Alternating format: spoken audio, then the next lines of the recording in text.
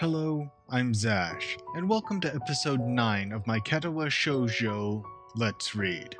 Joining me, as always, is my co-reader Faith.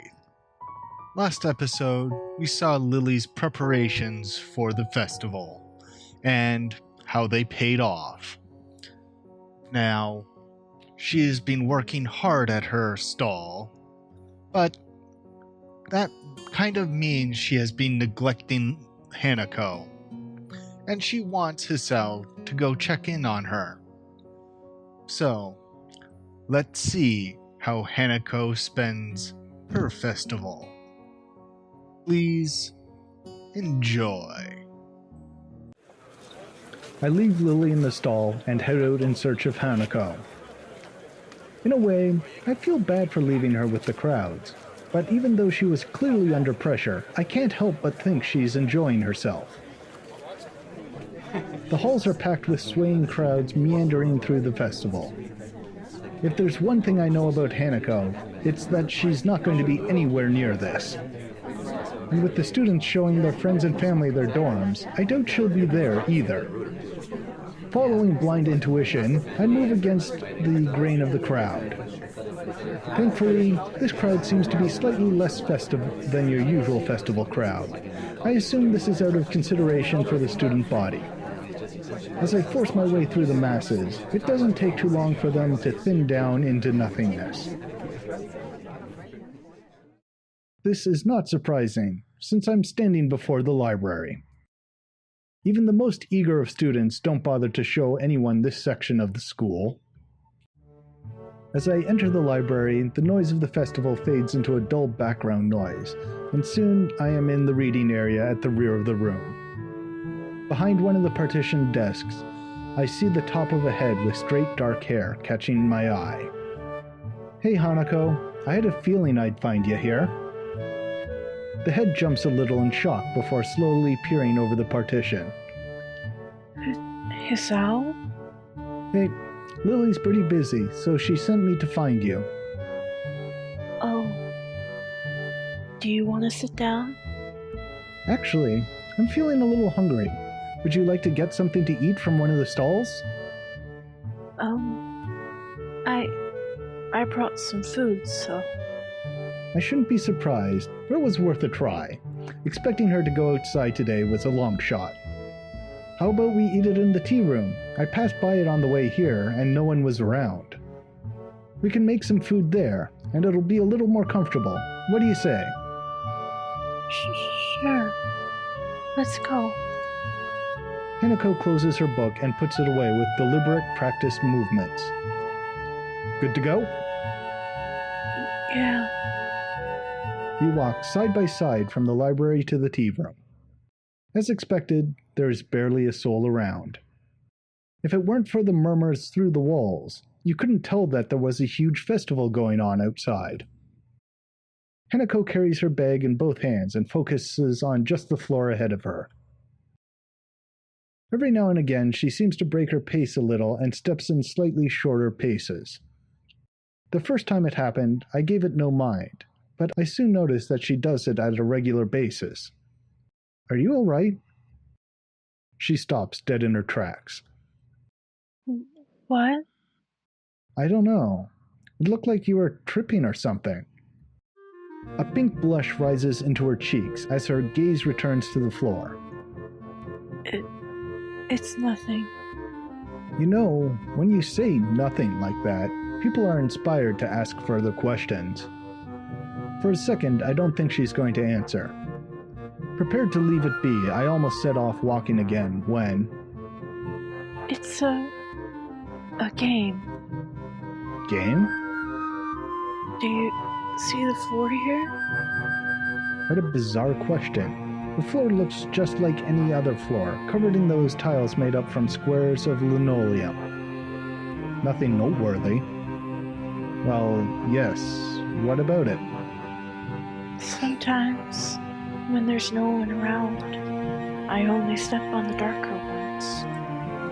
Hanako's voice trails off as her explanation continues, until I can barely hear her voice over the roaring silence of the empty hall.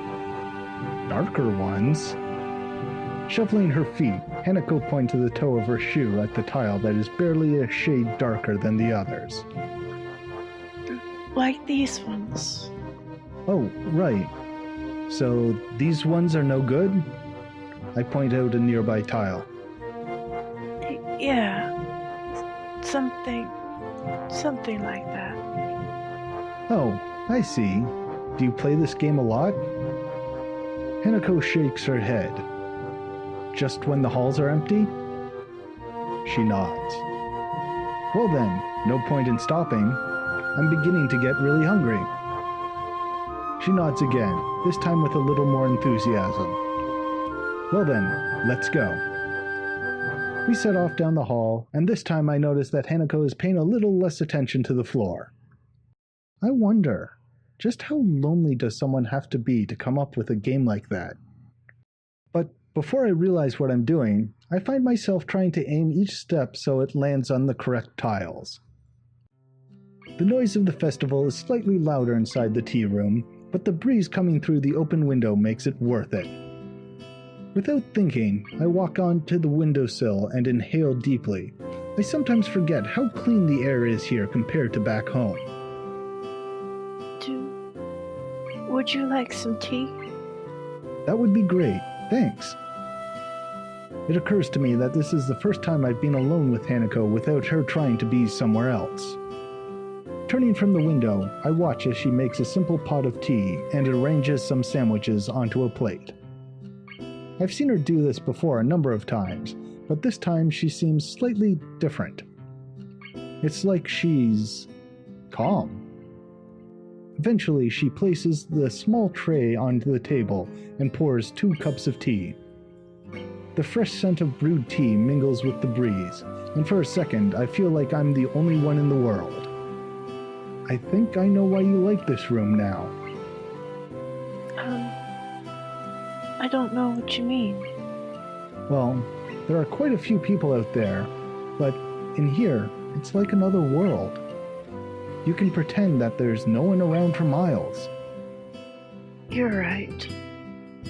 It's like the world has forgotten this room. And because of that, you can forget about the outside. That would be appealing in some cases. As far as I can tell, conventional bullying doesn't exist in this school. But then again, I haven't seen a single person talk to Hanako besides Lily. If you're ignored by the world, a place where you can forget its existence would hold a special appeal. That's a good point. It's like this room gives you some kind of complete freedom. Yeah. Say, do you play chess? Chess? I've played it a bit, I guess. I take it you've played before? A little. Without saying anything more, Hanako moves to one of the cupboards and digs out a small chess set. Do you want? Sure, why not? I cut her off, but she doesn't seem to mind it. We arrange the pieces, and before long we are sending pawns charging into their inevitable fates. I take my time and intently examine each move and its consequences, nostalgia for the game taking second place to the matter at hand. For a time the game is a lengthy battle of attrition, but I spot an opening and tear a line in her defense. A few moves later, her king is cornered by several of my pieces. Checkmate. You're not bad at this, are you? An honest appraisal. Her technique is pretty good, but several times I was able to exploit her lack of prediction. I pick up a piece and examine it. It looks relatively new, yet worn for its age. I guess not. Does Lily play? The absence of Hanako's answer causes me to think about my question. A bit. This is the first time I've played against someone other than her, or... She cuts herself off, abruptly leaving the answer hanging in the air. Someone she knew before coming to Yamaku, maybe. Well then, I'm honored to have played against you. Um, can we play again? She asks as if she were asking me to cut off my own hands. The spirit of competition's gotten into her? Sure, though don't expect me to go easy on you this time. Not that I was before, mind. She seems to appreciate the competitive tone. Same here. As we are setting up the pieces, there's another noise at the door. Good afternoon. Lily. Oh, hey there, Lily. Are you finished? You both are here? Wonderful. At any rate, our teacher managed to round up some extra help, so I was able to leave. Have you been here since you left? Pretty much. We've just been playing a bit of chess. Would you like a cup of tea? Actually, I think it may be a good idea to go outside for a little while. The instant drop in Hanako's face shows her objection to this plan, even though she says nothing. I feel strangely compelled to voice what's plainly in view on her face, but Lily can't see. I kinda think we should just stay here. Really? It's so crowded here that I was thinking we could leave the school and head for the local tea house. You mean Shanghai? Of course. With everyone at the festival, it should be practically empty. Tea house? Oh, that's right. You probably don't know of it. There's a tea house not far from here, which we go to every so often. Sounds like a plan. Hanako, what do you think? Hanako jumps a little at being forced into the conversation, but at least she seems less distraught than before. If it's the Shanghai, I think it'll be nice. Well then, it's settled. Let's be on our way. Hanako and I rise from the table, and our preempted chess game. Before I can do anything, Hanako has poured the pieces into a small container and placed the board away. Looks like we're ready now. Please, lead on. Hanako moves to Lily's side, and we venture onto the school's corridors. The pair leads me through a series of unfamiliar doors, and we emerge on the side of the building opposite the festival grounds. Insulated by the heavy stone of the building, the noise from the crowd has faded to a murmur. Strange. I thought that most people would be beginning to leave by now. They're probably here to view the fireworks. Fireworks? Yes. Apparently the school puts on quite a show. A lot of people come from town just to watch them. Lily's decision to leave the school ground seems to make sense now. Hanako would probably have a hard time with the whole town descending on the school, or ascending as the case may be. For the second time since arriving at Yamaku, I find myself walking down this road with Lily. Only now that I can barely hear the incessant noise of the festival do I realize how loud it was. I can hear my ears ringing slightly in the still evening air as they recover from the day's assault on them. Hanako clings to Lily, but still manages to guide her along the road. That, and avoiding the occasional gaze from curious pedestrians, appears to completely sap her constitution. She rarely raises her focus from the ground in front of her, nor does she utter a word. Lily, on the other hand, maintains her prim and proper persona, just as she does in school. It's obvious she purposely puts effort into her appearance, rather than hiding it, as Hanako does. It's striking how different they are in their ways of holding themselves outside of Yamaku's grounds. That said, it's obvious in both their cases that they do visibly change. Inside Yamaku, everyone is special, which negates the specialness of it. But once we venture outside the school gates, we are returned to the status of outsider and generic labels. Especially when we are still in school uniform. It's like hanging a sign around your neck challenging people to figure out what's wrong with you. I'm surprised that so many of the students keep it on. Then again, with canes and wheelchairs common amongst the students, I guess it's not really that much of a giveaway. Or maybe I'm the only one that sees it as a stigma. Maybe you get used to it after a time, like any other school uniform. The tea house seems fairly standard from the outside, just an ordinary building with typical signs decorating the entrance. It looks like the types of places you'd walk by without a thought, just another generic cafe in a sea of thousands. If Hanako hadn't steered Lily to the entrance, I would have continued on down the road without ever knowing that it existed. Inside the tea house, it takes on a more traditional feel. Everything seems to have been made from the same lumps of timber, from the counter and benches to the high-backed booths around the walls. But the most striking feature of the room is the lack of life. I think I can faintly hear something bubbling away in the background, but otherwise the room is silent. Without any direction, we simply wait near the entrance, politely obeying the "Please wait to be seated" sign. Is this place closed or something? The sound of a chair falling over echoes through the empty room, and a head shoots up from inside a booth. I wasn't asleep, and welcome to Shanghai. Yuko, dressed in a pastel apron and clutching a menu, rushes to greet us.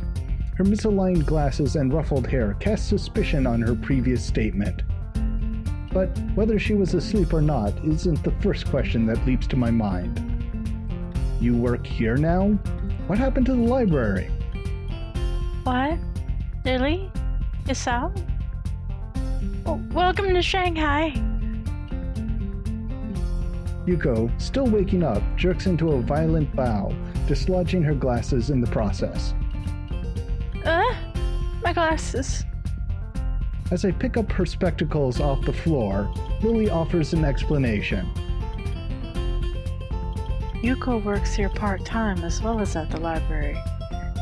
It's one of the reasons we like to come here. Yuko takes her glasses from my hands, shakily putting them back on. Yes, that's right. Thanks. Shall I show you to your table? There's no one else here, so you can choose your table and order whatever you like, but there may be a delay as I'll have to make it myself. It's alright, Yuko. Just a pot of black tea and a plate of sandwiches will be fine. Right, I'll get right onto that. Yuko hurries off to the back of the cafe, leaving us still standing at the entrance. She pushes the swinging half doors open before realizing that she hasn't seated us. I'm sorry. Please sit wherever you would like. I'll be right back. Following her advice, I lead Lily to the nearest booth as Hanako follows. As I begin to sit next to Lily, I realize how appropriate this place is for Hanako. The high-backed booths totally separate you from the rest of the room, and it doesn't look like it gets all that many customers. All of the furnishings, from the cushions on the benches to the condiment holders, look dated, but aren't overly worn. I wonder if Lily deliberately selects places like this to take Hanako. She seems like the type that would go to lengths to cater to Hanako's unique predicament. So, Hisao, I didn't know you played chess. Well, not very well, but I do know how to play. I suppose the obvious question would be, who won? Lily's innocent smile makes me hesitate. I don't really want to look like I'm lording my victory over Hanako. Hisao did. Yes, but, not by much. Damn. Saying that out loud makes me feel like I've done something terrible. Well done, Hisao. You've accomplished something I've only ever failed at. Thanks. I haven't played in ages, so it felt good to play again. Yes, it did. Hanako fidgets with her hair a little, and looks away as she replies, but a small smile emerges. It's a little more extreme of a reaction than I expected, but still kind of cute in that Hanako way. It throws me a little off guard, and only Yuko's cataclysmic re-entry shocks me back into conversation. Are you alright there, Yuko? Do you need a hand? I'm fine. I have to do this properly. It's my job. Concentration plays across her face while she stares at the tray in her hands, as if simply looking at its contents will hold them in place. Sadly, this doesn't prove all that effective. The cups and saucers slowly dance around, occasionally clattering as they collide with one another. Taking great care, Yuko sets the tray down on the table with only the subtlest of crashes. There, see? Well done? Thank you, Yuko. Yuko's head rockets downwards in her distinctive bow before answering. You're very welcome. Would you like to join us? There's something else I'd like to discuss about that recent order, if I may. Ah, that's right. Lily and Yuko were discussing a pile of books when I first met Hanako.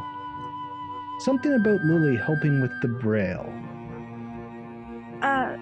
Yes. We didn't get the chance to go through them, did we? Yuko hastily sits down next to Hanako. Apparently, her dedication to this job only goes as far as her concentration. Once it's broken, she suddenly loses it. I'll be in the library tomorrow afternoon if you'd like to try again. That sounds perfect. I'll meet you there after classes. Lily. Oh dear, that's right. Tomorrow's Monday. How could I have forgotten? I'm starting to feel a little left out of the loop here. Then again, that's to be expected. I've been here for barely a week, so it's impossible to know everyone's schedule. Well, perhaps we could come to some other arrangement. Yuko, will you be in the library later in the week? Maybe, but this is already overdue. And there's some things I need. This might be a problem. Lily ponders for a second before discovering the answer. I wonder, might we be able to enlist the help of another if need be? To do what? You lost me quite some time ago. Being volunteered for something without even having the slightest idea what is going on isn't really my thing. And here I thought I had finally escaped the clutches of the student council and their repeated attempts to recruit me. Oh, of course. The other day I was helping Yuko sort the new Braille books in the library. But Hanako and I usually go shopping on Monday afternoons. It's quieter on that day than on weekends. Last week we couldn't go because I was busy with the festival.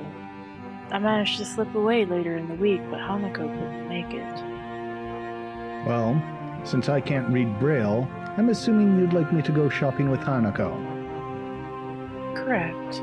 You were a great help to me the other day. I think I can handle that. Hanako, what do you think? If you wouldn't mind. Of course not. I'm still not familiar with all the stores in the area, so it sounds like a good idea. Okay. Now that we have that arranged, shall we have some tea? It's now that I realized our tea has been sitting idly by all this time, getting no hotter. It's my fault. Let me pour that for you. Yuko reaches out with shaking hands, but I intercept her. She looks in no state to be handling hot liquids. It's all right, I've got it. Since you've already made the tea and sandwiches, you've fulfilled your waitress duties, right? I guess. Yuko relaxes a little, but still watches eagerly as I share out the assortment. As I'm about to bite into the sandwich, a low, loud rumble can be heard along with a flash of light from outside. I take it the show has started. Only now looking outside, I realize that dusk has come and gone, leaving us in the peak of twilight. Sparkling tracers arc upwards, ready to explode in the floral shapes of fireworks. Let's go watch. Oh, sorry, Lily. Please don't miss the show on my account. From what I've heard, this isn't a bad location to watch from. With the exception of Lily, we rush to the window of the small tea house to watch the show. The strobo-colored lights play across Hanako's and Yuko's smiling faces, and for a second, I forgot to look out the window. In this totally new world, there are a few things that don't change. I think that's why the school makes such a fuss over this festival. It's a chance to show the similarities between everyone. The show is over all too quickly. Fireworks are expensive, even for the most well-funded schools. Before we return to our tea and sandwiches, Hanako turns to me. Thanks for today. And tomorrow. That's okay. I don't think I could have faced those crowds either. On days like this, it's more relaxing to spend some time away from everyone, don't you think? Yeah. Anyway, we've been delaying the tea for far too long now. Let's go back. Sure. We return to the booth and our light meal. That sounded impressive. Bigger than last year's, at least. Yeah, it was great. I've never seen them put on such a show. It gets better every year. I'm afraid, however, that during that time the tea has gone cold. Oh no! Let me make some more. This is my fault. Calm down, Yuko. It's nobody's fault. I take a sip from my cup, just to prove the point. This tea isn't too bad cool, anyway. It's like an iced tea. Really? Yes, really. If you add a bit of sugar, it's kinda nice. Are you sure? I'm positive. Now, why don't you sit down and we'll finish this together? Okay. Yuko doesn't seem convinced, but sits down regardless. She carefully measures out about 5 teaspoons of sugar and adds them to our tea. I said a bit of sugar. I know, but I like my tea sweet anyway. Curiously, I peer into her cup. As expected, hardly any of the sugar dissolves in the cold liquid. She stirs it twice before upturning the cup and drinking the contents, sugar and all, in a single mouthful. You're right. That's not bad at all. Good. I look back to Lily and Hanako, both of whom have finished their meal as I witnessed Yuko's personality in action. Not wanting to hold anyone up, I use her tactic and finish the remainder of my tea in a single swill. Well then, it seems we're all finished. Should we head back now, or do we want seconds? Yuko's expression shows that this is quite clearly not a good idea. I think that it would be best if we got back soon. We do have to get back before curfew after all. Oh, that is a good point. I'll meet you tomorrow, Yuko. I'll be looking forward to it, Lily. Goodbye, everyone. We make our way out of the small tea house and into the dark of the night. Lily and Hanako once again take point, but under the cover of darkness, Hanako seems slightly less stressed than she did on the trip here. We move against the occasional group of people emptying the school grounds, but Hanako seems to lead us along a few minor roads, avoiding the bulk of the crowd. Outside the dorms, the school seems strangely quiet when compared to the noise of the day. Well then, thank you both for today. I think I learned a lot. You're most welcome, but I'm afraid that I really must be going. Today's been a long day. That's right. Lily spent all of today on her feet, and I can imagine that walking outside of the school would have been pretty tiring for her. I feel a pang of guilt as I remember that I was probably the only one in the school that got up around 10 this morning. Sure thing. Well, I'll see you both tomorrow. Good night. Good night, Hisao. Night. The girls return to their dorm, and I to mine. Actually, now that I consider it, today tired me out as well.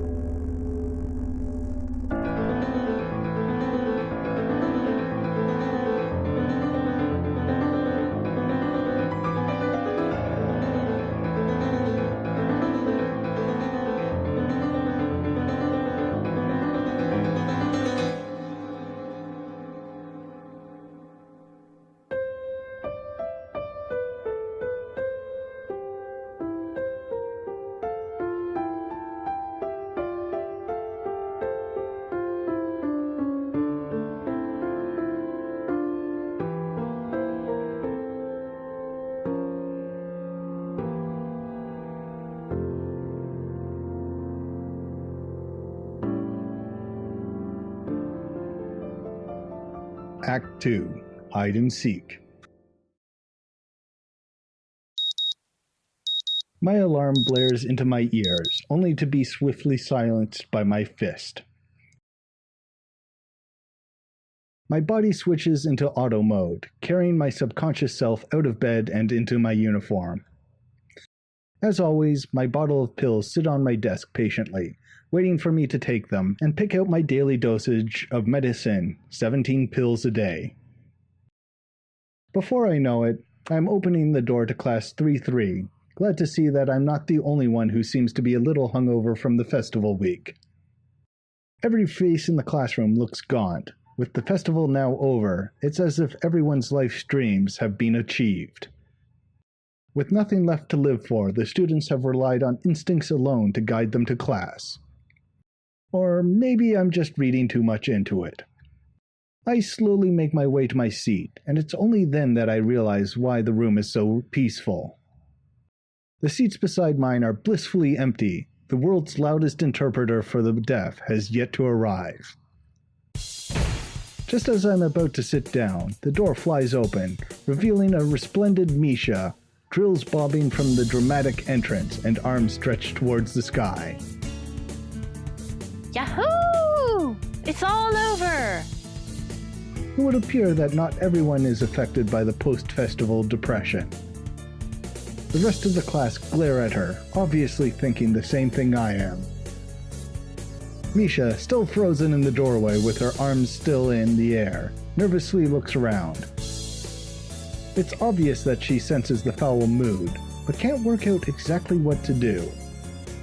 Suddenly, she jerks forward. Hey! As she stumbles into the classroom, she reveals Shizune, arms still extended from where she shoved Misha. Thanks for the entertainment, but shouldn't you two take your seats? Still slightly embarrassed, Misha takes a few seconds to realize she has to translate. Oh, yeah. Shi-chan says she's not happy with you ditching us last week. We were really busy. Is that so? What about the stuff I already did for you two?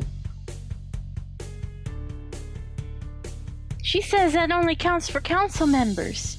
Since you declined, she doesn't owe you anything. Misha leans closer and whispers conspiratorially into my ear. Actually, I think she's just a little sore that you didn't spend the day with her. She's really thankful for your work last week, though. Sensing that she's being talked about, Shizune lightly wraps her fingers on her desk until Misha turns around to face her. I can't understand any of the fast-paced signing that's going on, but from Shizune's slightly embarrassed expression and Misha's poorly contained laughter, I can guess. While this exchange is happening, the door opens once again, but this time at a much more reasonable pace. Hanako quietly enters the room and pulls the door closed behind her. Peering out from under her hair, she quickly scans the classroom. Our eyes meet and she suddenly stiffens. She closes her eyes, takes a deep breath, and then walks over to my desk. Good morning, Hisao. Morning, Hanako. You're a little late, aren't you? I was talking to Lily about today. Ah, so you've got her list then? We can leave straight after classes in that case. Sure. I'm looking forward to it. Hanako briefly flashes her embarrassed smile at me, then hurries off to her seat. During classes, it becomes apparent that it's not only the students that are a little despondent after the festival. Muto simply gives us a list of exercises from the textbook and then sits behind his desk. I totally forgot about the brief lunch period for a moment, since it's the banality of the day. It's mind-numbing, and everyone seems surprised when the bell signals the end of lessons. As I'm packing up my bags, Shizune and Misha flank me and entrap me. Say, Hee-chan, it's still not too late to join up. There's a lot of post-festival paperwork for us to complete. Sorry, Misha, I've got plans. As if sensing the cue, Hanako appears behind me, holding a small bag and trying to avoid eye contact with the outside world. Misha's eyes open wide, then she bursts into laughter. You move fast, don't you, Hee-chan? We won't disturb your date any further. Behind the roaring Misha, I see Shizune taking far too little interest in the scene. I might be taking this the wrong way, but I think she's deliberately ignoring me. I feel a gentle tug on my shirt, and turn to see Hanako's eyes fixed firmly on the floor. Let's... Gotcha. Shizune, Misha, I'll see you later. And I'm still not interested in the council. Spoil sport. Misha and Shizune retreat into the hallway, happily signing to each other. Got all your stuff? Let's head off. Floods of students pour out of the school gates and onto the road into town. It's a little weird. It's almost a scene from any other high school, but the illusion fades because of the occasional wheelchair or missing limb. One thing I do notice is that nobody is alone. And as Hanako and I pass through the gates, I notice that she closes the distance between us. Not enough to be considered close, but she certainly isn't at her usual, just a little too far position. I guess we're not familiar enough for her to get as close as she does with Lily. However, even though she has moved a little closer to me physically, mentally she seems to have traveled a mile. Her hands clutched around the leather straps of her bag to the point of whitening her knuckles, her head down and her mouth pursed closed. She almost looks like she's being walked to the principal's office for the first time. I try to stifle a giggle at the thought, but it's futile. What's the matter? I guess there's no point in hiding it. Sorry. For a second there, it looked like you were getting into trouble.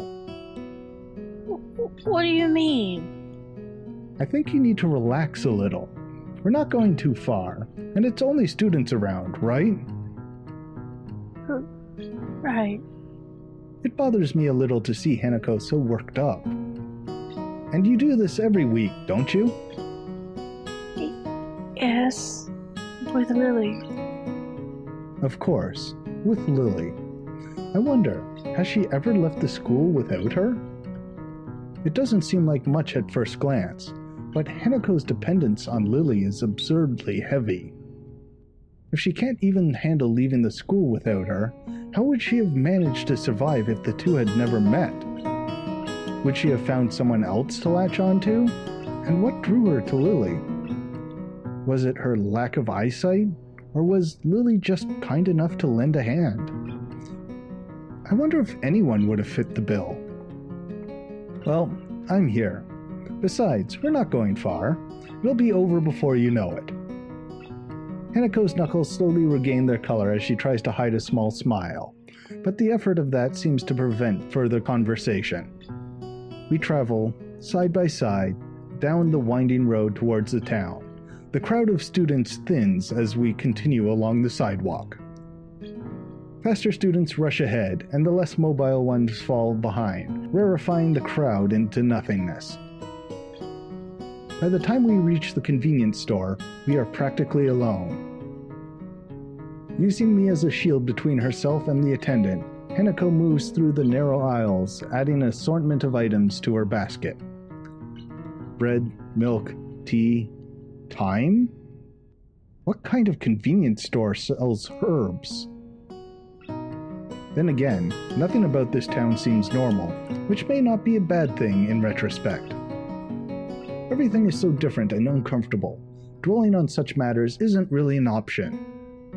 When I think about that, it reminds me of Hanako. No matter how much you try, you can't escape her scars. They still interrupt my train of thought when I see them. As much as I don't want to admit it to myself, I think I'm forcing myself to try to ignore them. Not that I'm scar-free myself. The jagged line down my sternum will never completely fade away. I just have the luxury of being able to hide it easily. But, in a way, both of our scars remind me that we're all in this place for a reason. Ellipses. Hanako throws one last item in her basket, then sheepishly holds it out to me, along with a few banknotes. Could you please? It takes me a second to understand what she's trying to say. Oh, you want me to pay for this? She nods, but doesn't look up. I guess this task falls to Lily on the usual occasions. Sure, let me just grab a couple things. Hastily, I grab a few essential items for myself and head to the counter with Hanako's in close tow. The attendant gives me an indifferent nod as he scans in the items. I suppose just ignoring us is one way to deal with the anomalies of Yamaku. They must get a lot of students here, being the closest store to the school. The staff must all have their own way of dealing with us. Or maybe they don't. Maybe it's only me who thinks twice about my unique schoolmates. Our transaction complete, Hanako and I head back out onto the street.